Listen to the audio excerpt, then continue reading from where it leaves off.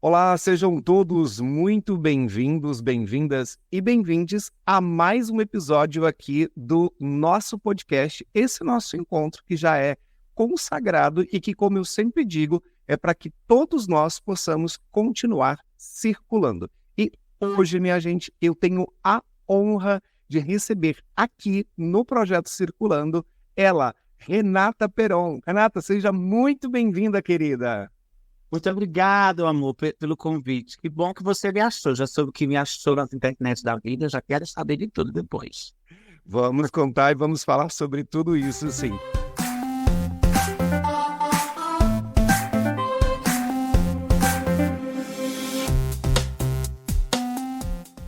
Esse é um espaço pensado para amplificar as nossas vozes, onde a liberdade de circular seja para todos, sem exceção. Para você que está circulando por aqui, pode entrar. Esse espaço também é para você. Vem comigo para mais um episódio do nosso podcast Circulando.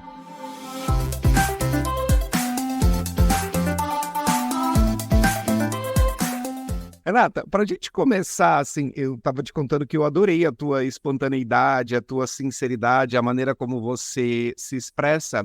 E eu quero começar falando sobre isso. Primeiro, assim, para que as pessoas conheçam quem é a Renata. Você nasceu em João Pessoa, ou seja, uma nordestina raiz. Depois você foi para Juazeiro, depois você veio para São Paulo, para as pessoas saberem quem é a Renata e como é que essa jornada toda aí foi te formando. Bom, eu costumo usar um termo que eu sou uma artivista, cantora, artista, ativista. Aí, resumi como artivista. Eu nasci na Paraíba, como você bem falou, mas eu me criei mais em Juazeiro da Bahia. Só que antes de chegar em Juazeiro, eu passei um tempo numa cidadezinha pequena do interior do Ceará, que era Juazeiro do Ceará, onde eu perdi a minha mãe morreu louca, incendiada, teve depressão pós-parto. E a partir dessa perda muito grande, eu tive que fazer por onde as coisas andarem, mesmo sozinha, né? Saí de lá, fui morar um pouco com meu pai na Paraíba, que ele tinha se casado novamente, fiquei até os 12 anos. Aos 12 ele me expulsou de casa por ser gay, porque até então eu não sabia que era travesti ou trans, essa coisa foi pintando depois com o tempo, certo?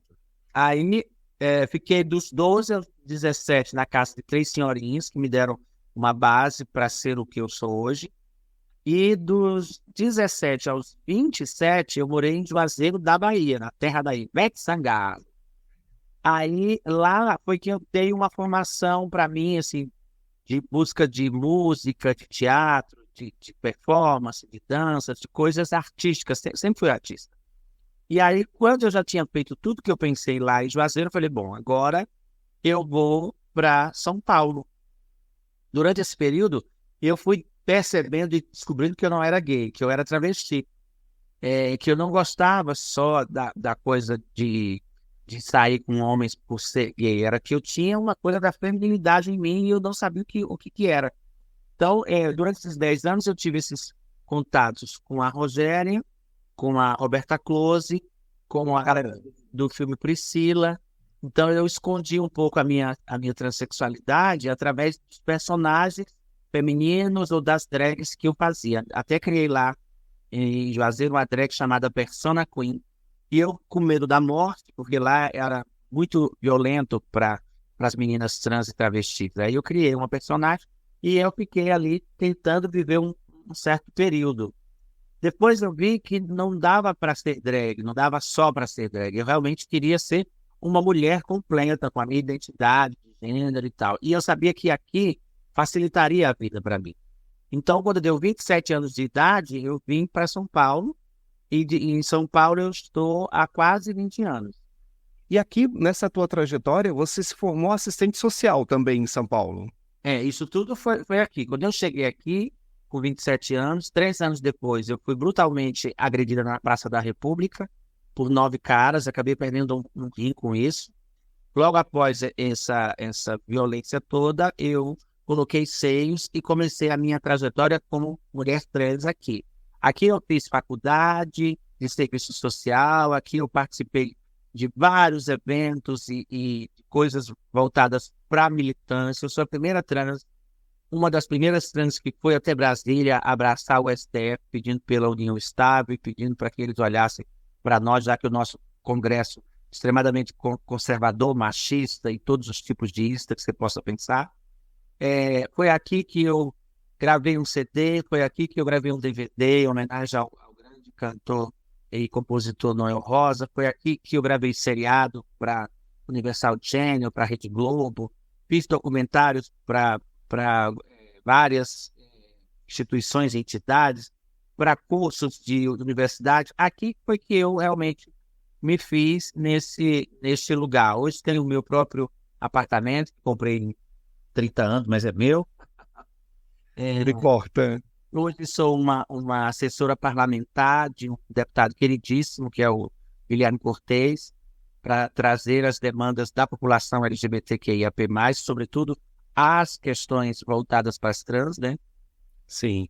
Agora, Renata, desculpa, eu estava lendo um pouco sobre você e eu confesso que, assim, eu obviamente já te acompanhava, como eu te contei, a gente, um pouco antes aqui do nosso início do nosso papo, eu te encontrei pelas redes sociais, as pessoas começaram a me mandar coisas sobre você, eu falei, nossa, que mulher interessante, que mulher forte, e acho que, assim, tudo isso está numa única pessoa, né? Mas você usou uma expressão aqui agora há pouco que eu acho que te define muito, né? Você é uma artista. Eu ouvi e ouvi algumas coisas a teu respeito, e você fazendo aquela abertura na feira que a gente teve agora, foi um negócio tão emocionante que eu mandei para algumas pessoas, assim, que eu fiquei muito mexido com aquela sua música, com que você cantou. Então, assim, eu queria falar um pouquinho sobre isso. Você é uma artista. E uma artista completa, porque você canta, você atua, você apresenta, você representa. Eu queria que você falasse um pouquinho sobre isso, assim, como é que cabe tudo isso numa pessoa só? Eu acho que é uma questão de sobrevivência, né? Porque enquanto uma mulher trans que não tem oportunidades, ela precisa ter esse leque de coisas para provar para a sociedade que só precisa ter oportunidade.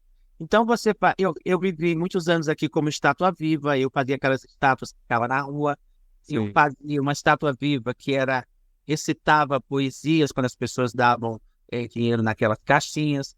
Eu fazia show de rua, caixinha de som e playbacks, cantando ao vivo, só com os instrumentais. Eu trabalhei em salão de beleza, fiz curso de cabeleireira, trabalhei muito com venda de produtos de beleza, de cosméticos, porque assim, quando eu entendi que este corpo era um corpo trans e que eu só serviria para a sociedade se fosse para viver na prostituição ou na escura para a realização das fantasias mais esquisitas e mais enigmáticas que os homens gostariam de fazer comigo, eu quis ir numa contramão. Eu falei, bom, eu sou travesti, agora me entendo como trans, mas antes era essa palavra que a gente usava. Mas eu não quero viver de prostituição. Então eu vou ter que fazer coisas para poder sobreviver. E aí, todas essas coisas que eu te citei me fortaleceu. Hoje eu sou uma mulher empoderada, eu conheço os meus direitos, eu sei me defender e sei defender aquelas que não chegaram aonde eu cheguei. E eu não falo isso no lugar de arrogância, de soberba, não. É uma questão de sobrevivência. Nós vivemos em um país que ainda hoje é o país que mais mata travestis e transexuais no mundo. E é um país que contradição é essa? É um país que consome a prostituição mais que todos os outros países no mundo. Hoje eu sou assessora, como eu falei anteriormente, nós estávamos na Assembleia, porque hoje foi aprovada uma CPI e hoje foi aberta para escolher o relator e o presidente para falar sobre travestis e transexuais na infância. Eles estão querendo fazer uma CPI para investigar o Hospital das Clínicas, que é um hospital super conceituado, que tem uma responsabilidade, jamais iria fazer algo que fosse fora das normas da lei. Pega essas pautas nossas para poder criar factoides e criar vídeos e eles aparecerem nos top trends, dos mais comentados e tal. Tudo para realmente fazer com que a gente não viva. Se a gente tiver que viver, tem que ser escondida, sabe? Debaixo de um tapete, nas madrugadas, para eles usarem suas boas drogas e quererem fazer sexo com a gente. Infelizmente, é assim que essa sociedade é. Toda regra tem exceção, óbvio. Não estou dizendo que todo mundo é assim, mas a maioria se comporta dessa forma. E aí a gente se pergunta por que, com um país do jeito que está, com o estado de São Paulo jogado às traças, com a violência em todos os lugares, não é só aqui na Grande São Paulo, com a droga tomando conta da cidade, o prefeito também não faz nada, o governador também não faz nada, os deputados não criam leis que possam defender e melhorar a vida das pessoas. E eu só lamento eleitores votarem nessas pessoas, cara, porque não é possível que a sociedade votou nessa trupe aí, que são contra os LGBT, para que eles cuidassem das nossas vidas e deixassem o Estado abandonado, entende? Entendo. E, Renata, você estava trazendo um ponto agora, assim, obviamente, tudo que você trouxe é muito forte, é muito real, e a gente precisa conversar mais, ter mais espaços para que essa pauta chegue para as pessoas, mas que ela chegue também sob a ótica de quem tem essa vivência, de quem tem esse lugar de fala, né? E uma coisa que me emocionou muito, no último domingo a gente teve a parada do orgulho LGBTQIAP+, aqui em São Paulo, né? E eu fiquei vendo algumas matérias que saíram por conta da mídia e etc. E assim, além dos factoides que você colocou, tem também a falta de visibilidade para os assuntos que realmente importam. E sabe por que eu te digo isso? O que abriu, assim, é uma coisa que eu fico extremamente arrepiado aqui, contei para algumas pessoas muito emocionado. A ala de abertura da parada este ano tinha crianças trans. A bandeira estava lá estampada, crianças trans existem. Por que a gente não fala dessas pautas? Por que a gente fica ouvindo um monte de factoide, matéria ridícula, rasa, que realmente não foca naquilo que tem que ser falado, né? Tem um vereador que eu não vou dar o nome dele, porque o que eles querem é exatamente isso, que a gente comece a falar dele, Palco, né? que a gente dê palco para ele. Mas ele já apresentou um aqui no município, né, um vereador, e um deputado. Já apresentaram 2 PLs para que o ano que vem não tenha crianças na parada, porque nós estamos agora incentivando as mães a terem crianças trans. Olha que coisa absurda. É a gente sofrer triplamente, porque a gente sofre pela rejeição das famílias. Quando as famílias resolvem aceitar, a gente vem com a lapada do próprio Estado querendo impedir que as mães levem suas crianças não só para a parada, mas também para tratamentos. Os tratamentos não são feitos, gente, só para vocês entenderem como que funciona essa história de tratamento com pessoas trans. As pessoas trans, crianças trans, elas são acompanhadas por um corpo médico, que é psicólogo, né? Psicanalista, assistente social. O Hospital das Clínicas, por exemplo, não dá tratamento para criança, ele dá uma assistência para a criança até os 18 anos, que é quando ele pode tomar, por conta própria ou por autorização médica, as reposições hormonais. Não existe essa coisa... Aí o médico resolveu pegar uma criança e dizer assim, vamos transformar essa criança em trans? E a gente vai injetando algum remedinho aqui para ela. Não é assim, existem protocolos que têm que ser seguidos. Toda essa invenção dessa galera é que elas querem botar uma cortina de fumaça, e eu lamento profundamente vocês que são eleitores desse povo se deixar levar por essa estupidez. O que vocês deveriam era cobrar aos seus deputados melhoria das suas vidas, e não se preocupar com a minha sexualidade ou com a sexualidade de crianças. Vocês sabem que existem sim crianças trans, não é um factoide.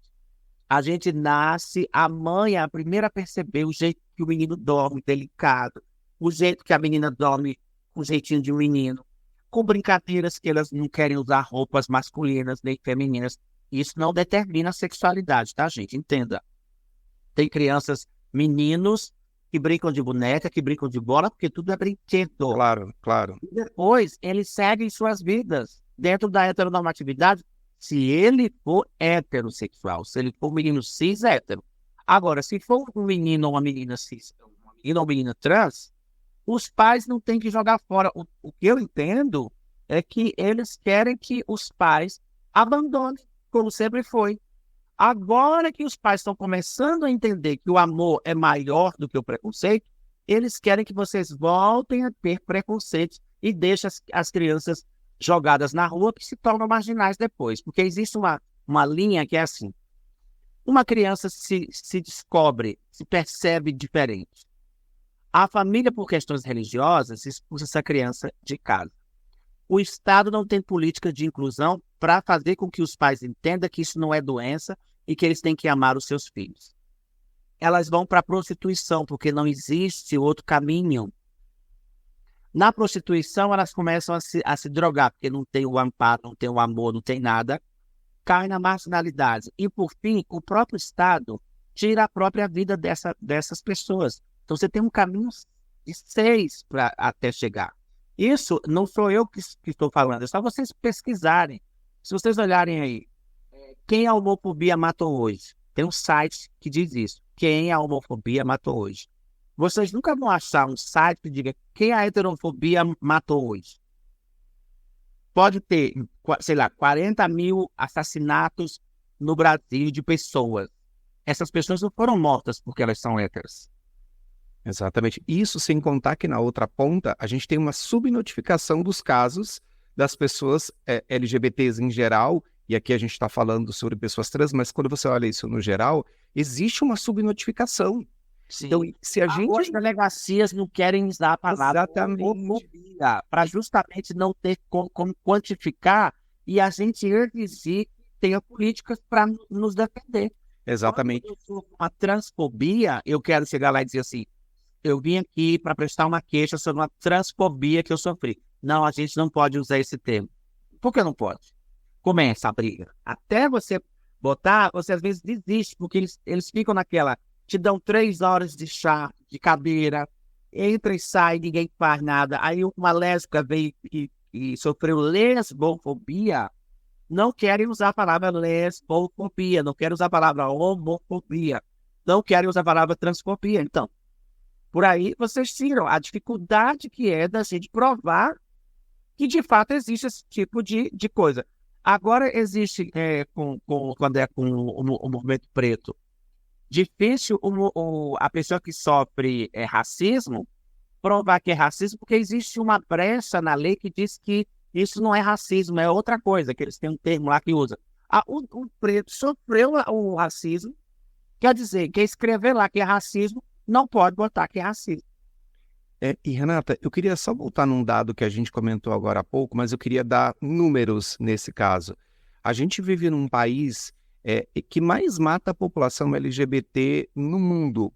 Inclusive, é bom que se diga, mata mais que em países onde isso é crime, tá?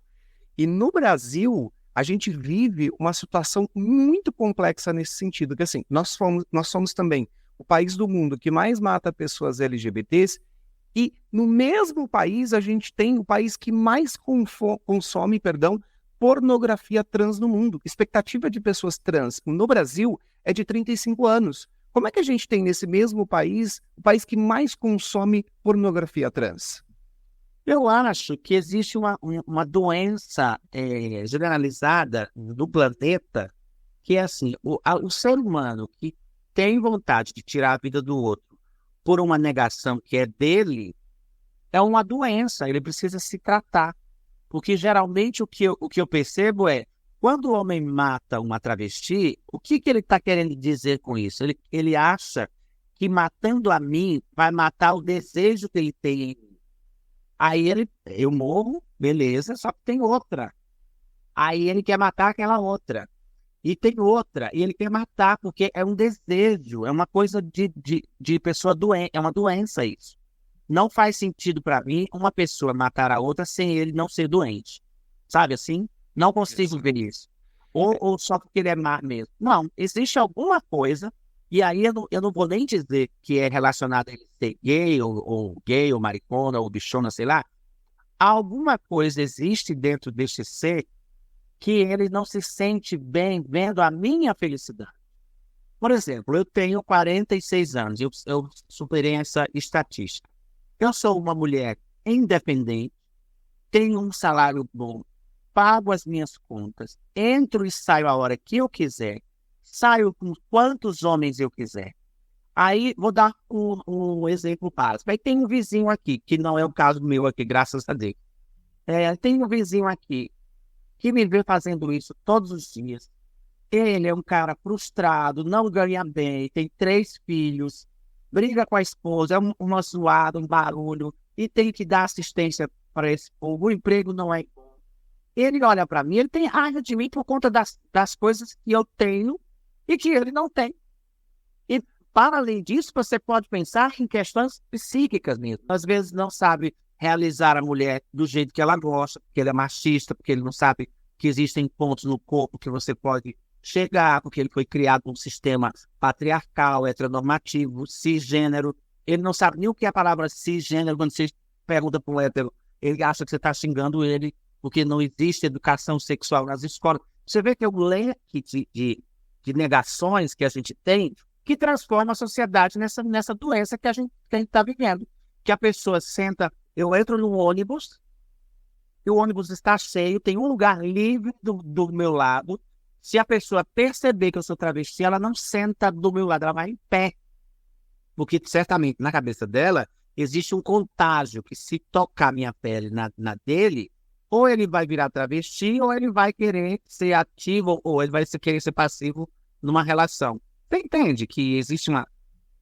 É muito generalizado, né? E tem uma questão, assim, tem várias questões em torno disso, mas tem um ponto, Renata, que é a seguinte, né? Existe um psicanalista que infelizmente faleceu agora na pandemia, que é um italiano que foi radicado aqui no Brasil, Conrado Caligares. Inclusive, quem estiver ouvindo e assistindo a gente aqui, sugiro ler alguma coisa dele que é super importante. Ele falava muito disso. Aquilo que te causa muita repulsa no outro é porque, no fundo, toma contato com alguma coisa mal resolvida dentro de você. Então, esse é um grande ponto de partida para a gente refletir. Olha, teve um experimento, eu não vou lembrar agora de onde foi, mas não foi no Brasil. Eu vi um vídeo há uns 3 anos atrás, que o cientista fez a seguinte experiência. Ele pegou X homens que eram assumidamente racista, machista, homofóbico, assim, daqueles mesmos raízes, e colocou em uma sala eles assistirem filmes pornô. Quando eles colocaram o filme pornô com casais héteros, os níveis de pressão dos caras, vamos supor que subiu 40%, quer dizer que eles ficaram excitados, mas demorou um tempo para isso acontecer. Eles viram a cena do sexo entre os héteros, era um cara hétero, extremadamente machista e que odiava homossexuais. Odiava, assim, coisa horrorosa. Aí, botou esse filme para eles verem. Tiraram esse filme e botaram um filme de 2 homens. Não demorou 10 segundos. O coração do cara começou, deu um pico de coisa lá em cima e eles ficaram excitados. Você entende que loucura? Uma coisa simples. Bota 2 filmes. Os caras não são preconceituosos. Ou seja, eles não vão sentir tesão vendo 2 homens trepando. Vai ter raiva. Vai querer matar o cara. Eles ficaram excitados em tempo recorde, assim. Ao passo que... eu queria ter salvo esse vídeo para eu mandar para ti, mas depois tu procura que tu vai achar. Muito Sim, fácil. com certeza. Então, isso quer dizer... os cientistas comprovaram que é exatamente isso. Você quer matar aquilo que te dá muito tesão, que você socialmente não pode fazer. Exato. Um homem que nasceu do sexo masculino como eu, né? Assumir uma identidade feminina e querer viver nesse corpo feminino. Isso para um cara, negar o macho que existia em mim, isso é uma aberração. Então, para eles, eu tenho que ser morta mesmo. Eu tenho que ser esfaqueada, esquartejada por conta disso. Exato. E você sabe, Renata, tem um outro tema que eu queria... A gente até acabou entrando, dando umas pinceladas nesse assunto, mas assim, eu queria só reforçar isso. 2 coisas. A primeira delas é assim, qualquer crime contra uma pessoa LGBT, hoje tem regulamentação, tem lei para que seja denunciado. No caso das pessoas trans, uma pessoa que agora está ouvindo e assistindo a gente aqui, que se sentiu lesada nesse sentido, que sofreu algum tipo de agressão, o que ela tem que fazer? Ela vai numa delegacia e qual é o primeiro passo que ela tem que dar nesse sentido? Depende. Ainda não existe uma lei federal, a não ser a gente ainda está enganchada na lei de racismo. Porque enquanto não tiver um grupo de deputados que faça com que uma lei seja aprovada para nos defender, nós estamos no guarda-chuva da lei de racismo. Então, todas as violências que a gente sofre de transfobia, LGBTfobia e lesbofobia, a gente pode processar usando a lei que já existe há anos, que o STF fez um puxadinho, infelizmente, né? Ou felizmente, para nos salvar. E existem em cada estado suas leis estaduais. No caso, aqui em São Paulo, nós temos a Lei 10.948, que fez 18 anos agora, que é uma lei que pune administrativamente qualquer pessoa ou repartição pública que discrimine LGBTs, LGBTQIAP+, né? Uhum. Hoje, aqui nós temos delegacias especializadas, que é chamada Delegacia de Crimes Raciais, porque isso também está dentro desse guarda-chuva. Você sofreu uma violência LGBTfóbica, você vai numa delegacia, abre um BO, e com esse BO na mão, você pode entrar com a Lei 10.948. Existem estados que não têm essa lei e que não têm delegacias especializadas. Nós somos um país gigantesco com mais de 5 mil municípios e que tem muitos conservadores ainda. Olha, tem um dado, eu acho absurdo, assim, uma informação absurda. O STF autorizou a mudança de nome e sexo nos nossos documentos. Certo? A gente vai no cartório, tem uma taxa que é para pagar, você tem que pagar essa taxa e o escrivão, não sei como chama, o cara tem que te dar esse documento. Eles ainda hoje se negam a fazer isso. Eles querem passar por cima da lei, que é a máxima que é o STF. Você tem que ameaçar chamar a polícia, você tem que ameaçar ligar um vídeo e denunciar aquele espaço, por medo de serem achincalhados, eles falam. Mas de livre e espontânea vontade, eles se negam de todas as formas a não fazer a retificação do nome e gênero que a pessoa quer. E aí, se existe assim, aqui em São Paulo, por exemplo, eu sou paraibano, ou seja, meu cartório é lá em João Pessoa, na Paraíba.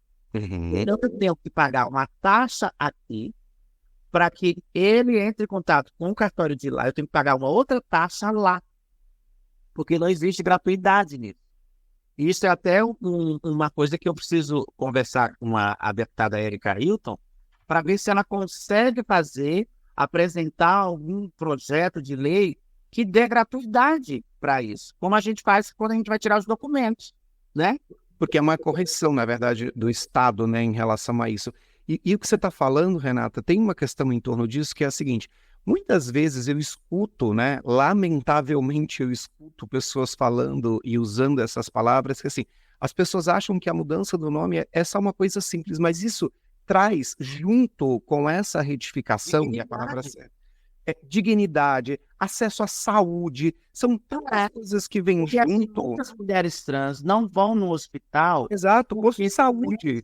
O médico, por ser transfóbico, LGBTfóbico, ele diz: eu não vou chamá-la pelo nome que você quer, porque não existe. Eu vou chamar pelo nome do registro. Isso perpassa pela recepcionista, perpassa pelo médico, perpassa pela enfermeira. Ou seja, é uma sucessão de constrangimentos que essa pessoa vai passando. Eu fico imaginando assim, que você está lá, vamos imaginar um posto de saúde, que normalmente é um lugar mais cheio, onde você tem uma concentração maior de pessoas. Imagina, assim, o constrangimento da pessoa começar por ali, ser chamada por um nome e ser associada a um gênero com o qual ela não se identifica. E que muitas vezes ela está ali, inclusive, lutando contra aquilo. Então, a gente precisa também nomear essas coisas e tangibilizar, né? Não que isso seja menos, por favor, não é isso que eu estou dizendo. Eu acho que a mudança do nome ela é essencial, mas o que ela traz junto, né? O que vem nesse guarda-chuva? Não, mas ela é necessária. Exato.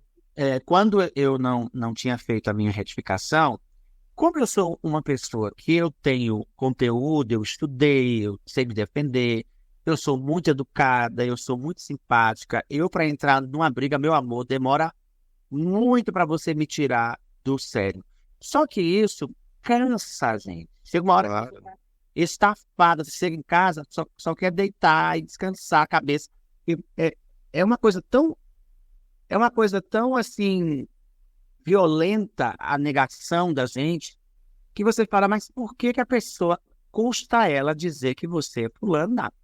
Eu chegava, aí eu dizia, olá, olha, meu nome, Carlos Bernardo Pessoa, no meu registro. Mas eu sou uma mulher trans. E eu gostaria que, por gentileza, você me chamasse pelo meu nome social. Ah, eu não posso. Pode, me dá um papel e uma caneta. Aí eu escrevia, pegava a minha ficha e eu grampeava. Eu dizia, tá aqui, ó, é só você fazer isso, não te custa. Aí eu sou evangélica, lá na sua igreja. Aqui você não é evangélica. Aqui você é funcionária pública. Você tem que fazer as coisas de acordo com o que está aqui. Aqui está dizendo meu nome. Acabou. Mas só isso. Se eu fosse em 5 médicos, eu tinha que dizer a mesma coisa 5 vezes. Exato. Isso porque você, como você colocou, é uma mulher instruída, teve acesso a essa educação, se formou e etc. E a gente Sim. também não pode deixar de pensar, e aí vários psicólogos que já passaram por aqui, inclusive psiquiatras também, sempre falam sobre isso, assim, né? Às vezes não é nem só a consciência, é porque cansa, é porque desgasta, é porque a gente não aguenta ficar o tempo inteiro falando sobre isso. Eu imagino assim, se eu tivesse que ficar o dia inteiro dizendo, olha, eu não sou a Ana, eu sou o Alexandre. Não, se eu quisesse ser professora, eu estava na universidade, dando aula. Então, as pessoas que estão nos escutando aqui, parem de encher nosso saco, parem de perguntar para a gente as coisas. Vocês têm Google, vocês aprenderam a usar o Pix em menos de um mês. E olha que era uma complicação fazer isso. Quer dizer, vocês não nos respeitam porque vocês não querem. Porque está muito simples, está muito fácil. Ah, eu tenho uma dúvida. Ah, posso tirar uma dúvida com você? Chega uma hora que você fala, não pode. Exato. Cansa, desgasta. Quando eu estou em um papo como esse aqui, se a gente tivesse online e alguém quisesse perguntar, é óbvio que eu não vou ser grossa com a pessoa. Claro. Eu vou responder, iria responder, mas eu iria orientar a pessoa em que aspecto. Meu amor, dá um Google, é tão fácil, vocês têm tantas informações aí que vocês podem aprender. Parem de ficar só achando que é nossa responsabilidade ter que ensinar tudo. Nós todos somos responsáveis, tanto você quanto hétero, quanto eu, quanto o movimento preto, quanto as mulheres indígenas.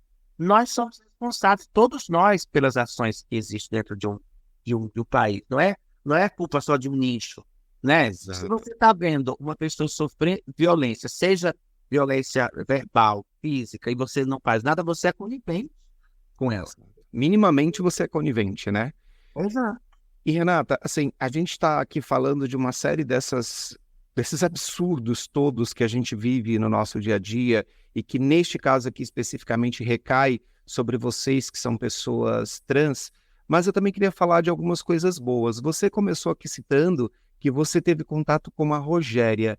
Eu tive tanta e tenho tanta admiração pela Rogéria, assim, ela para mim é uma inspiração, muito mais do que uma inspiração, mas ela é uma guerreira, uma corajosa, uma mulher que tinha um talento absurdo, assim, e que teve uma coragem de quebrar muitos tabus e que chegou muito longe. Como é que era a Rogéria aí no dia a dia? Como é que foi esse contato de vocês? Ó, assim, primeira vez que eu ouvi falar e vi Rogéria foi aqui é minha filha cachorrinha, toda vez aqui, que ela gosta de carinho. Maravilhosa. Sabe o que é bom essa, viu? Ah, Sabe o que é bom essa? Gosta de é, carinho? meu ano, vem aqui, vem. Vem dar um oi para todo mundo. Olha só. Prazer, meu nome é Suzy, eu sou a filha da Renata Peron. Ei, Suzy. Que Eu coisa quero linda. ficar aqui um pouquinho com a mamãe. Fique, participe do papo. Então, eu conheci a Rogéria pela primeira vez na novela Tieta. Sim, maravilhosa. Que ela dizia que meu nome é Valdemar, eu acho que era Valdemar. E aí eu falei, então quer dizer que eu não sou viado, eu sou isso aí. Isso aí era o quê? Nem eu sabia o que era, né? Lá, para mim, eu era só um quezinho afeminado. E quando eu vi a Rogéria, eu falei, não, eu sou travesti, o que ela falava. Falei, então eu sou travesti. Aí que é leve, porque eu me identifiquei e me encontrei em algum grupo, né? E depois eu vi a Roberta Close também no clipe do Fantástico, que era uma música feita pelo Erasmo Carlos, eu acho. E aí eu fui percebendo que era isso. A Rogéria, pessoalmente, eu conheci 2 vezes, uma vez lá em Juazeiro, quando ela foi para um concurso realizado pelo Geraldo Pontes, chamado Vitor Vitória. Eu a conheci lá. E depois eu a vi aqui em São Paulo algumas vezes, mas eu nunca quis muita a proximidade com ela, porque como ativista, eu esperava mais da Rogéria, porque ela tinha um nome nacional, era uma pessoa muito influente.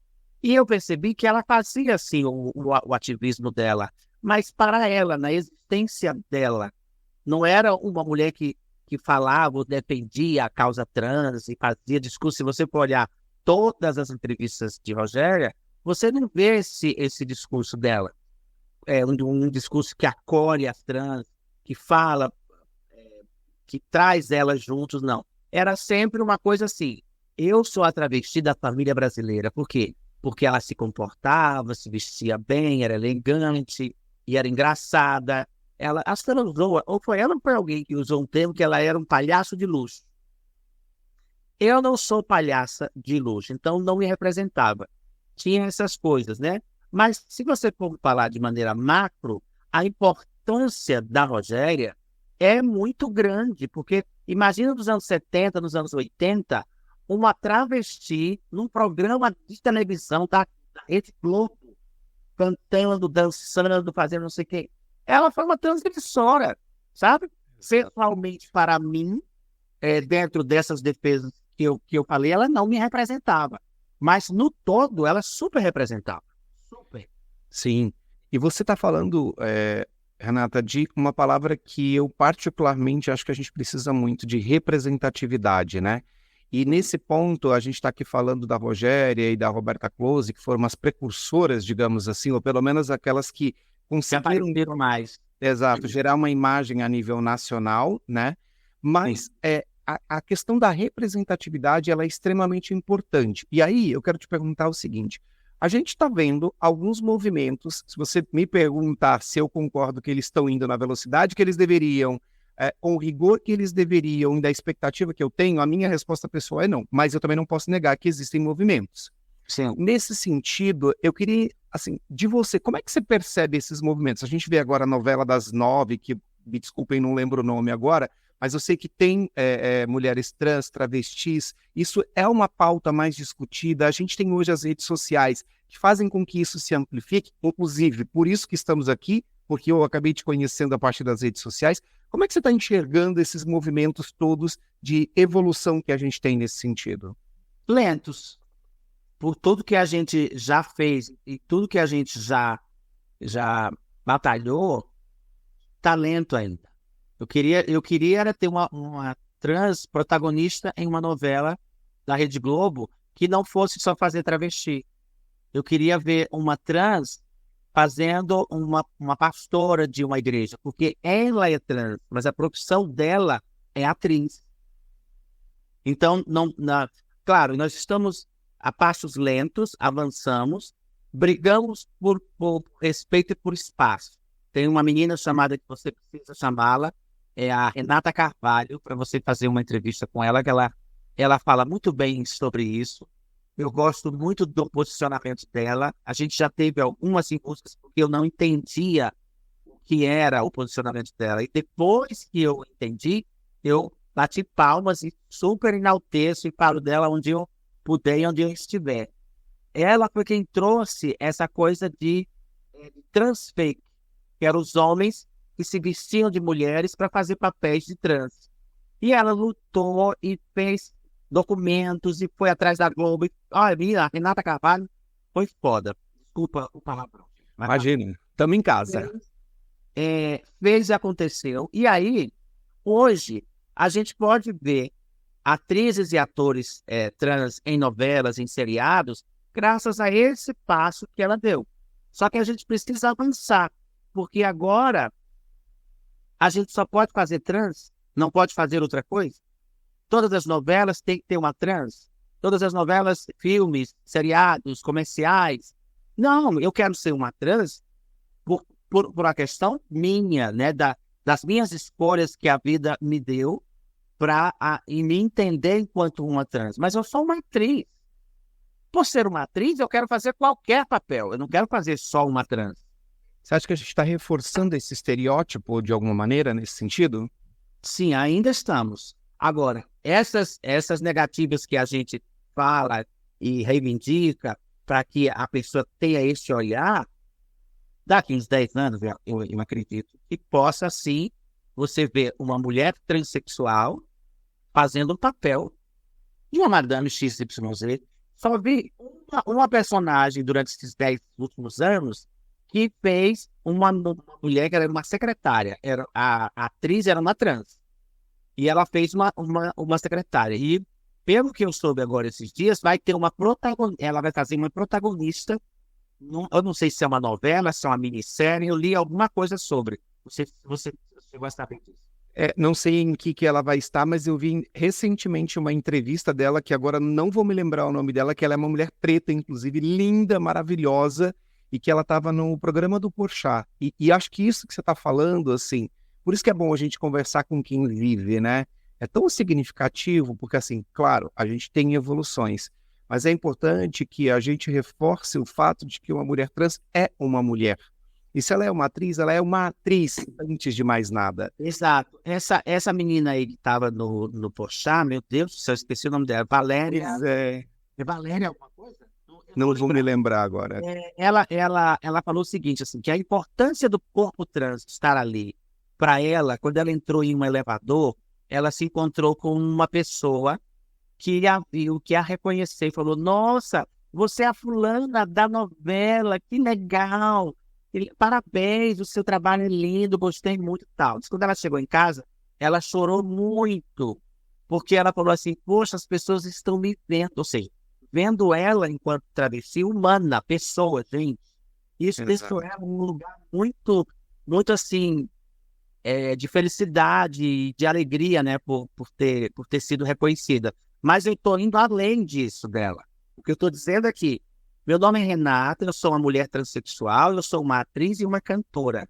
Então não me venham só colocar papéis ou coisas para eu fazer dentro do universo trans, porque me deixa muito rasa. Eu tenho profundidade, eu tenho experiência, eu sei me pronunciar, eu sei fazer as coisas acontecerem. Então, agora é outro passo. Primeiro, a gente queria visibilidade. Depois, a gente queria representatividade. Porque uma coisa é você dar visibilidade, trazer eu para cá. Outra coisa é você me contratar para eu ser apresentadora no seu programa. São coisas diferentes, né? Exatamente. Eu tenho essa minha luta agora beleza, já temos visibilidade, já temos representatividade, agora eu quero trabalhar com qualquer coisa. Exato. Consegui encontrar o nome dela, é Gabriela Lohan, que estava no programa do Porchat, que inclusive estava no mesmo dia que a Pablo e o Silvério participaram também. Então eu estou falando de outra pessoa, é uma que está na novela das 9 e 8, né, no caso agora. Sim. É uma negra.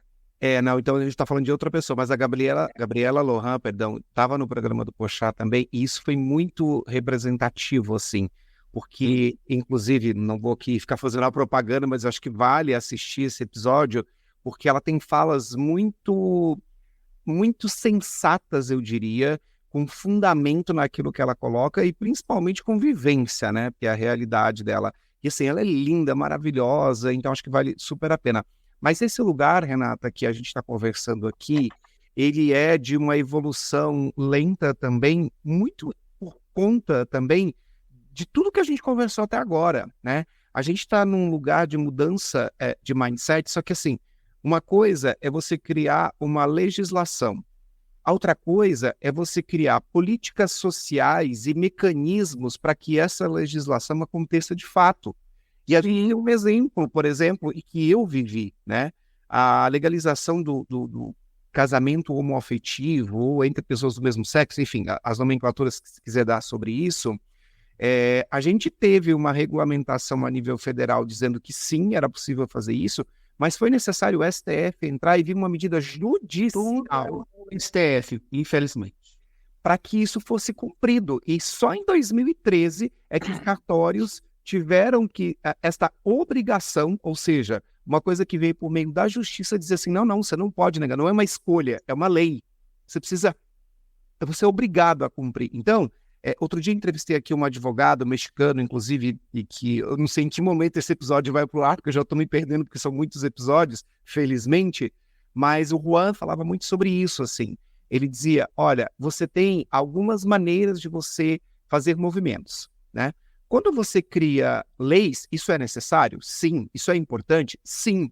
Mas quando você consegue fazer movimentos, por exemplo, que não necessariamente passaram por uma lei, que vieram de uma legislação até se tornar uma lei, normalmente você tem um engajamento maior da sociedade. O problema é que nesse país a gente precisa criar lei para tudo. Você vê, você tem um limite de velocidade. Se não tiver um radar, alguém respeita, Renata? Não respeito.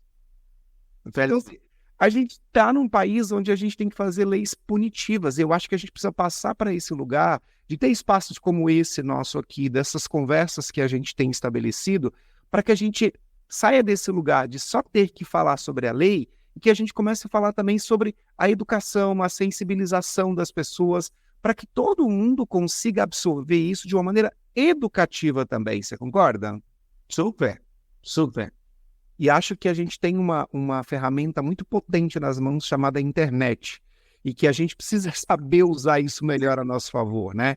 E às vezes a gente não usa, fica perdendo tempo com futilidade, com coisas bobas. Exatamente. Você citou agora há pouco a Erika Hilton. Cara, quantas pautas e quantos discursos da Erika Hilton que eu fico ouvindo quando eu posso, assim, pela internet. Eu falo, cara, olha que ferramenta poderosa que a gente tem nas mãos. Então, assim, vamos usar isso também para nos educar. E eu falo nos educar, porque a gente também tem uma coisa de apontar o dedo para o outro e esquecer do que a gente tem de responsabilidade também, né?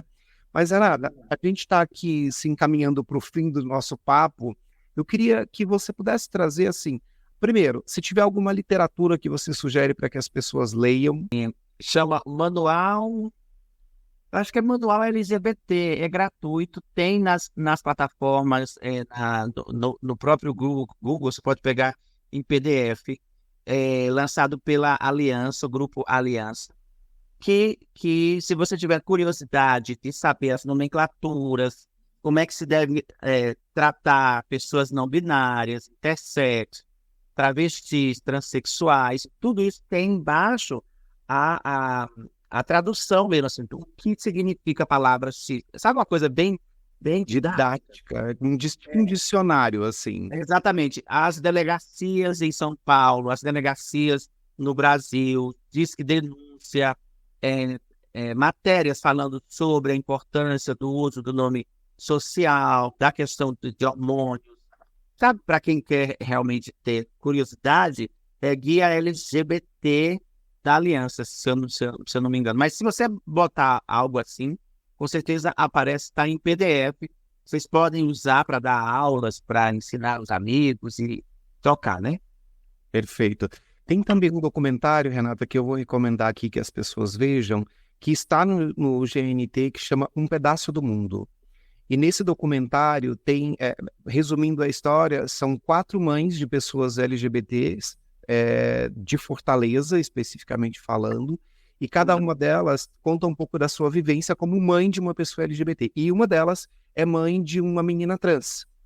Então, é um documentário que vale muito a pena assistir. Não vou falar o porquê que se chama Um Pedaço do Mundo, acho que vocês precisam ver, mas especificamente fazendo um recorte agora sobre a questão da transgeneridade, esse depoimento dessa mãe, Renata, mexeu demais comigo, assim. Porque ela conta, e resumindo bem assim, ela diz o seguinte, que num primeiro momento ela chamou o filho dela, que é até então filho, e ele parou na frente dela e falou assim, mamãe, eu queria ser a princesa, eu não queria ser o príncipe. E mamãe, eu também não queria ser menino, eu queria ser uma menina. Aí ela vira e fala o seguinte, eu, como uma mãe que tem todo o seu bom manual, fui lá e saquei a resposta que toda boa mãe vai dar nessa hora. O que eu disse pro Raul, que é o filho dela? Ela falou assim, meu filho, na sua imaginação, você pode ser o que você quiser. Ela falou, achei que eu estava arrasando nessa resposta. Falou, não durou uma semana. Uma semana depois, com 4 anos, e vejam o documentário, ela narrando isso, me marcou muito. Ela falou, com 4 anos, Raul voltou, parou na minha frente, pegou meu rosto, palavras dela, e disse assim, mamãe, eu não quero ser uma menina, eu sou uma menina. E eu não quero ser uma princesa na imaginação, eu sou uma princesa na vida real. Então eu não quero imaginar nada disso. Com 4 anos. Aí ela vira e fala o seguinte, naquele momento eu entendi que Raul tinha uma outra identidade, e não a que eu imaginava.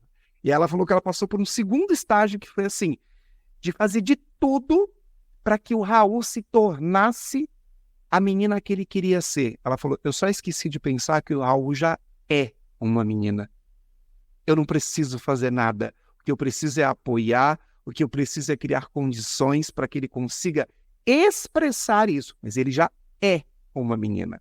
É muito emocionante. Isso é a mesma coisa que o menino trans. A mesma coisa. Exato. Exatamente, o caminho é o mesmo. Então, assim, eu recomendo que... Eu quero recomendar para vocês, na contramão desse o que fala sobre trans, né, sobre a aceitação de uma mãe ou outras coisas que certamente devem ter, existe um documentário que eu sempre recomendo, que eu inclusive faço parte dele, não é uma coisa boa, mas ao mesmo tempo é para informar. Chama Intolerância.doc, que está na Globoplay. Ele narra exatamente as histórias de pessoas que vieram para São Paulo e sofreram violências por conta de serem ou LGBTs ou pessoas vindas de outros países. É xenofobia? Xenofobia. Xenofobia. Então, eu super recomendo esse, que chama Intolerância.doc. E se vocês quiserem conhecer um pouco mais sobre a minha própria história, existe 2 coisas. Um espetáculo que eu criei, chamado Benditas Sois Entre as Mulheres, que eu me inscrevi para o PROAC. Estou pedindo a Deus que seja aprovado para eu poder rodar. Eu já fiz agora 1 mês atrás, né? E estou tentando ver se volto daqui a 2 meses com esse espetáculo chamado Meditações entre as Mulheres, onde eu narro algumas coisas dessa história que eu já dei aqui, né? Mas tem mais coisas. E tem um documentário no YouTube chamado Eu Sou Renata Peron. Se vocês quiserem entrar nas minhas redes sociais, Renata Peron Oficial, me sigam também no YouTube, que eu estou querendo fazer 1.000 seguidores para só aí poder fazer lives. E lá só pode fazer depois de 1.000, né? Exatamente. E você tem um site também, Renata? Tem, o Renata Peron Oficial, www.renataperonoficial.com.br. Excelente. Renata, eu estou muito contente com esse nosso papo, de verdade. Te agradeço muitíssimo pela disponibilidade, pelos nossos desencontros de agenda e chega, e com o dia corrido em São Paulo. Quero te agradecer muito. As pessoas não sabem dos bastidores, mas eu sei.